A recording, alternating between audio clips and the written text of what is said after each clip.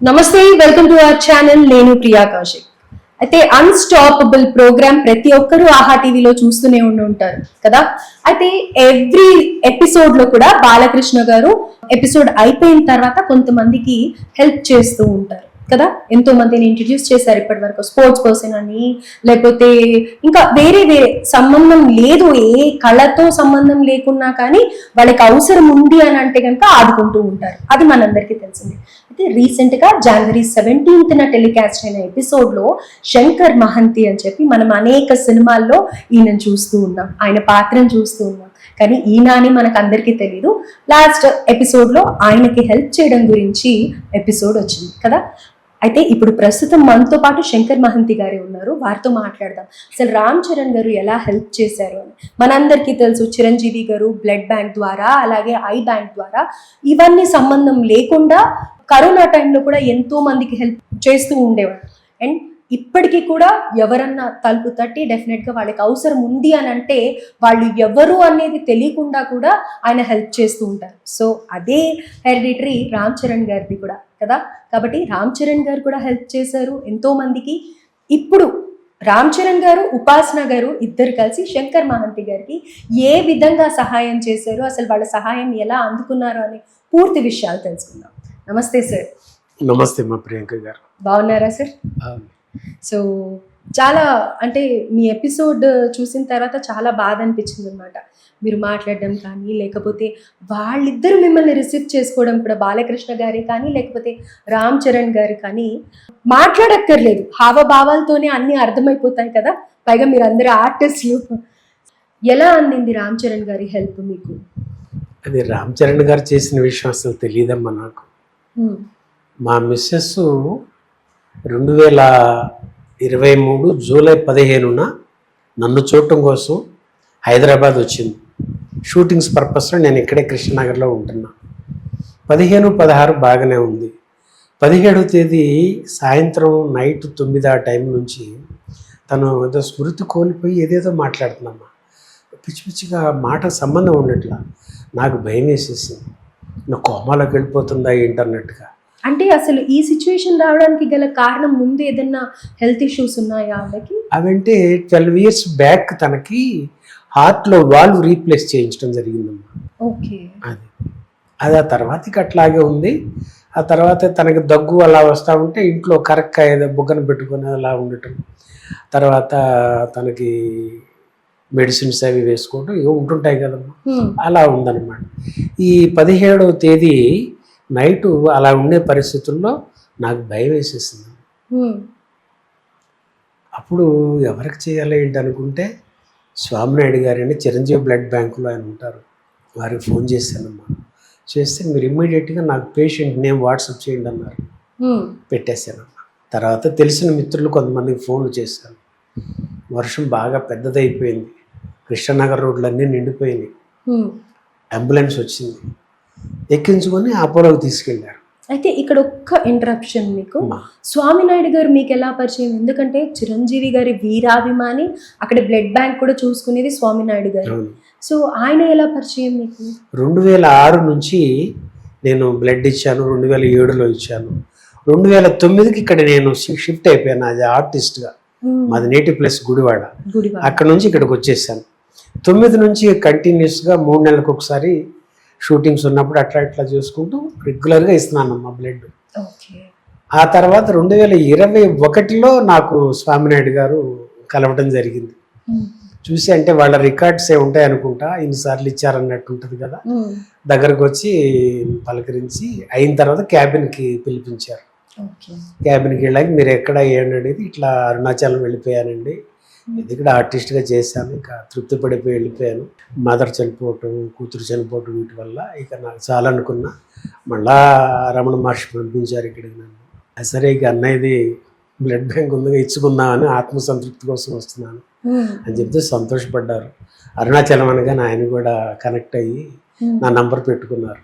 అప్పటి నుంచి సత్సంగం నడుస్తూ ఉంది. 2023 ఈ సిచ్యుయేషన్లో నాకు మరి ఆ రమణులు, అరుణాచలుడు ఆ గబుక్కుని ఆలోచించడంతో చెప్పడం జరిగింది. సరే ఎంతోమంది ఫ్రెండ్స్కి చేశాను, ఇలా జరిగిందమ్మా. అపోలోకి తీసుకెళ్ళిపోయారు. తీసుకెళ్తే అక్కడ రిసెప్షన్కి వెళ్ళాము. పేషెంట్ నేమ్ అన్నారు వెంకట దుర్గన్న. మీరా రండి అని, బెడ్ రెడీగా ఉందమ్మా, డాక్టర్స్ రెడీగా ఉన్నారు. మీకు ఇదంతా తెలీదు, అపోలోలో మీ వైఫ్ ని తీసుకెళ్తారు అన్న విషయం మీకు ఎవరు ఇన్ఫర్మేషన్ ఇవ్వలేదు? లేదు. డైరెక్ట్ మీరు అంబులెన్స్ వచ్చింది తీసుకెళ్తే అంతే, ఎందుకంటే ఆమె ఏదేదో అయిపోతా ఉంది, దాంతో ఆ టెన్షన్ లో ఉన్నా నేను. వచ్చిందే దీనిగా వెళ్ళిపోయాం.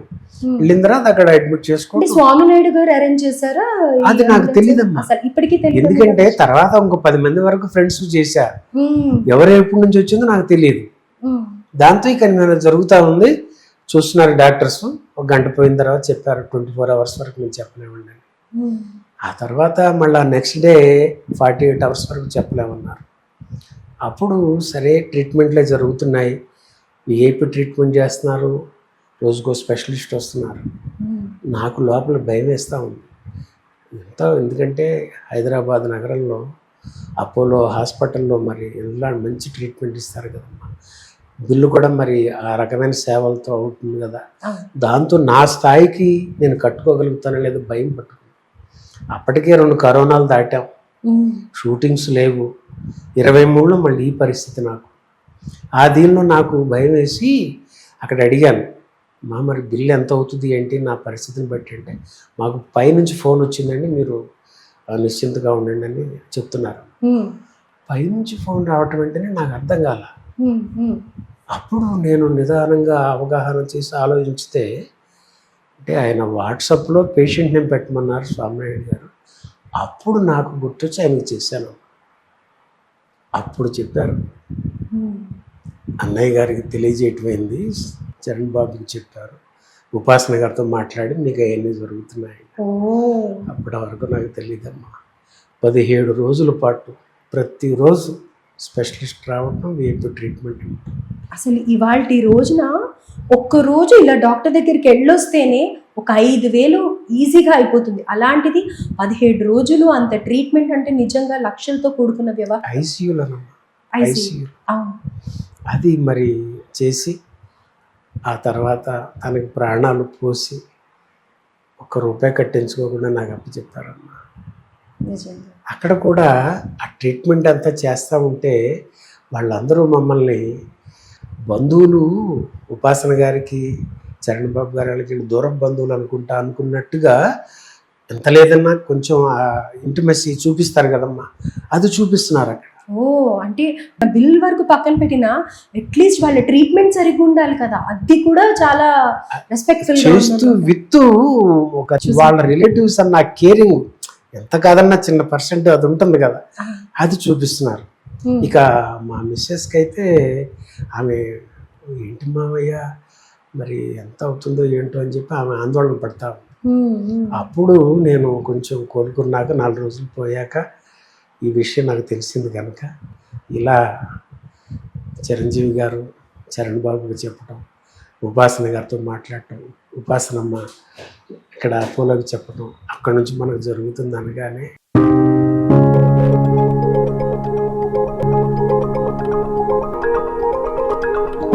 తను ఎంత ఆనందపడిపోయిందంటేనమ్మా, అసలు ఆ ఆనందానికే సగం జబ్బు తగ్గిందేమో అనిపించిందమ్మా. ఈ మహానగరంలో ఇంకా ఏమీ కాదు, గతంలో ఏదో ఒక చరిత్ర అయిపోయింది మనకి, ఇక్కడ ఇంత అండ దొరికిందా? గ్రేట్ కదా, అర్థం చేసుకోగలుగుతాం. వాటి రోజు ఎవరికైనా మన కష్టం చెప్పుకుందాము అంటే ఒక భుజం దొరకట్లేదు, మన చుట్టాలే మనకి కారు, మన ఫ్రెండ్సే ఇలాంటి ఆపద సమయంలో పలకరు. అలాంటిది చిరంజీవి గారు, మహారాజు తెలుగు ఫిల్మ్ ఇండస్ట్రీకి, రామ్ చరణ్ గారు అంతే, ఉపాసన మేడం అంతే, అందరూ అంతే. అలాంటిది అలాంటి వాళ్ళు స్పందించి మీకు నిజంగా ఈరోజు మీరు మాట్లాడే ప్రతి మాటలో అర్థమవుతోంది అసలు అరుణాచల శివ చేసిన మాయ. తలుచుకుంటేమ్మా అంటే ఇది ఆనంద బాష్పాలు, ఇవి దుఃఖం అంటే ఏదో కష్టంతో బాధతో వచ్చింది కాదమ్మా, ఆ గుండెల నిండా ఆనందం నిండిపోయి ఇంతటి ఉందా? ఎవడో వీడు, ఎవడమ్మా హైదరాబాద్ మహానగరంలో. మీరు ఏదన్నా మూవీలో నటించారా చిరంజీవి గారితో కానీ రామ్ చరణ్ గారితో కానీ కొన్ని వాళ్ళ మూవీస్ లో ఏదైనా నేను అసలు తెలియదమ్మా, అసలు తెలియదు. ఎందుకంటే ఒక గుర్తింపు ఉన్న పాత్రలు ఏది కాదు.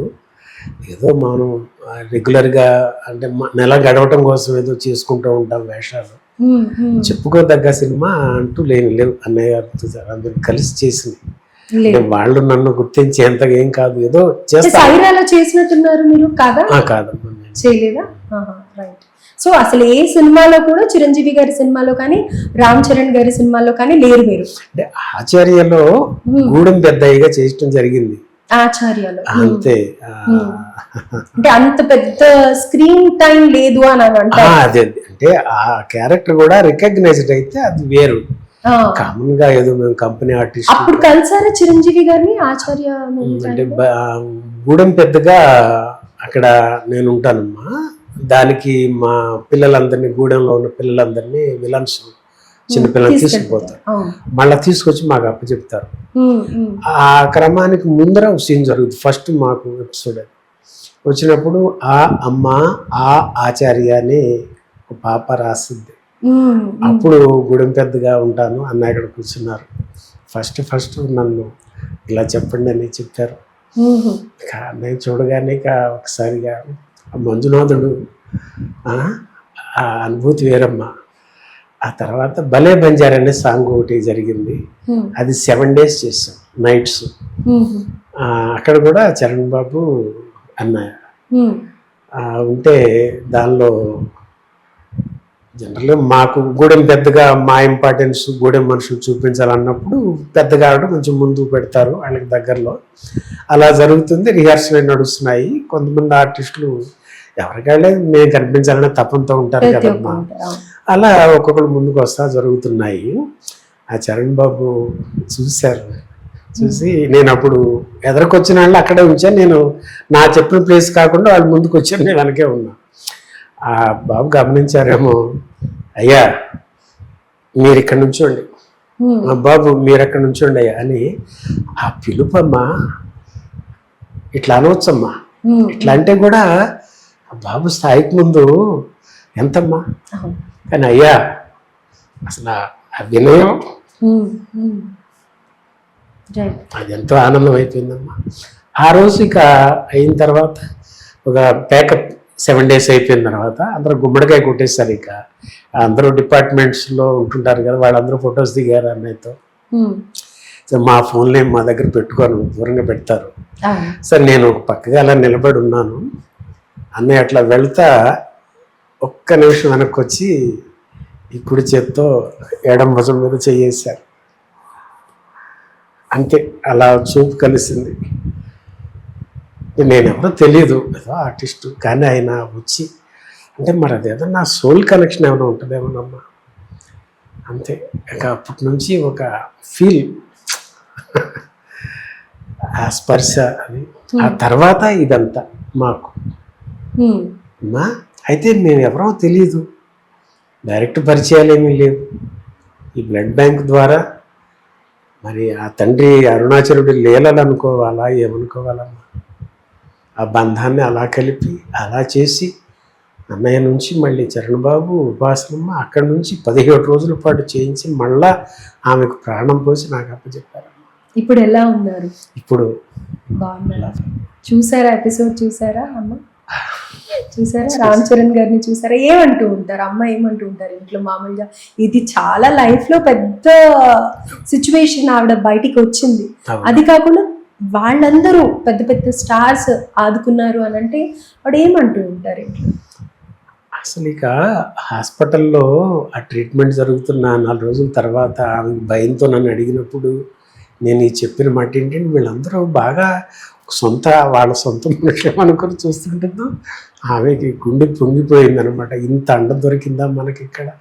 ఆ తండ్రి అన్నయ్య వీళ్ళందరూ దృష్టిలో పెట్టి ఇంత బాగా చేస్తున్నారని సగం జబ్బు దాంతోనే తగ్గి ఉంటుందమ్మా నేను అనుకుంటున్నాను. ఇవాళ చెప్తున్నాను మీకు. ఆ బలం, ఆ ధైర్యం అనుకుంది. ఇప్పుడు మళ్ళీ నన్ను మొన్న 29th డబ్బింగ్కి వచ్చా.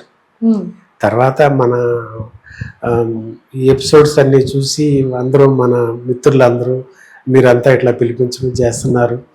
దాంతో ఆమె అక్కడ నుంచి మళ్ళీ నాకు బయట చేసి పంపించింది. ఆహా. బాబు షూట్ చేసి అది మనకు పంపించారు, ఇక్కడ రాలేదు కనుక.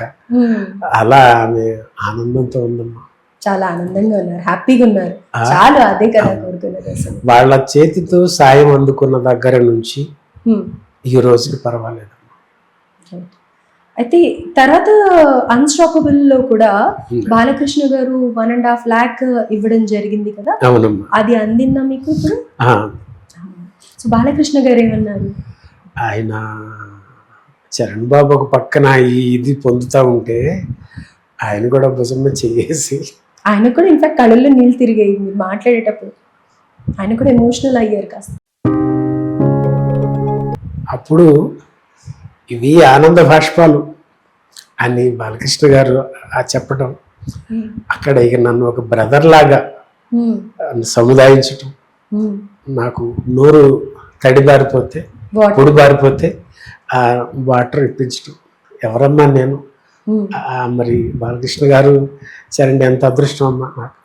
అలా అంత చక్కగా చూశారమ్మా, ఒక బ్రదర్ లాగా చూశారు. ఆయన అంటే మామూలుగా కూడా బసవ తారకంలో చూస్తే మామూలుగా వెళ్ళటానికి ఎంతో ఇబ్బంది పడుతూ ఉంటాం. అలాంటిది ఆయన కంపల్సరీ రెగ్యులర్గా వెళ్ళి చెక్ చేసి అక్కడ పేషెంట్స్తో మాట్లాడి ఎంతో చేస్తూ ఉంటారు బాలకృష్ణ గారు. ఎవరు తక్కువైన వాళ్ళు కాదా స్టేజ్ మీద మనం చూసిన వాళ్ళు. నిజంగా గ్రేట్ అని. అది అంతటి ఇది దక్కటం నా అదృష్టం అమ్మ. ఎందుకంటే చరణ్ బాబు, ఉపాసన గారు, అన్నయ్య చిరంజీవి గారు ఎన్ని లక్షల మందికి చేస్తుంటారమ్మా గుప్తదానాలు. పదుల సంఖ్యలో తెలుస్తున్నాయేమో అందరికి. రామ్ చరణ్ గారు చేసేవి కూడా చాలా మటుకు బయటికి రావు. ఎవరో ఎక్కడో మాట్లాడితే అది బయటికి తెలియటం తప్ప అంతవరకు ఎవరికి తెలియదు. ఎందుకంటే మేమే సాక్ష్యం అమ్మా దానికి. సంవత్సరాల కాలం పాటుగా 18 నెలల పాటు ఎదురు చూసాము. ఎప్పుడు కృతజ్ఞతలు చెప్పుకోవడానికి మా కుటుంబం వెళ్ళి కృతజ్ఞత తెలియజేసుకుని వద్దామని చూసామమ్మా. 18 నెలలకు. కానీ ఆహా వాళ్ళు అదేదో వాళ్ళు వర్కౌట్ చేస్తారు కదా మా క్రియేటివ్ టీం అంతా, వాళ్ళు కాంటాక్ట్ అయ్యి స్వామినాయుడు గారి నెంబర్ తీసుకోవటం, కాంటాక్ట్ అవ్వటం, దాని నుంచి వాళ్ళు పిలిపించటం. ఈ సర్ప్రైజ్ అని చరణ్ బాబు సర్ప్రైజ్ అంట. విషయానికి ఎందుకు చరణ్ బాబు గారికి తెలియని విషయం అది. ఆయనని నాకు ముందేం చెప్పలేదు. వాళ్ళు మీకు ఎలా అందింది ఏంటి అడిగారు, అంతే. చెప్పానైతే మీరు రాగలరన్నారు. సరేనమ్మా. అప్పుడు గేమ్ చేంజర్ ఏదన్నా అయి ఉంటది, ఏ నిర్మాతగారు లేకపోతే డైరెక్టర్స్ ఎవరెవరో ఉంటారేమో, అక్కడ ఈ విషయం నేను కృతజ్ఞత చెప్పుకోవడానికి అవకాశం ఇచ్చారు, ఎప్పుడు నుంచి ఎదురు చూస్తున్నదా అనుకున్నాను. చంద్రబాబు ఉంటారని తెలియదు, బాలకృష్ణ గారని తెలుసు మనకి, ప్రోగ్రామ్ అంటే ఆయన కదా. చంద్రబాబు అని అప్పటి వరకు నాకు తెలియదు. అక్కడికి వెళ్ళాక తెలుసు. వెళ్ళిన తర్వాత ఇక ఆ ఆత్మీయత, ఆ ఒక్క గుండెల్లో ఆ ఉన్న భారం అంతా దిగిపోయిందమ్మా.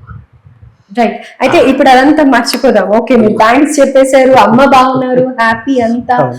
మీ ముందు ప్రాజెక్ట్స్ ఏంటి అంటే మన ప్రేక్షకులు ఎవరైతే చూస్తున్నారో వాళ్ళకి తెలియాలి కదా మీరు ఈ సినిమాలో నటించారు అని చెప్పేసి. సో ఆ సినిమాలు ఏంటంటారు?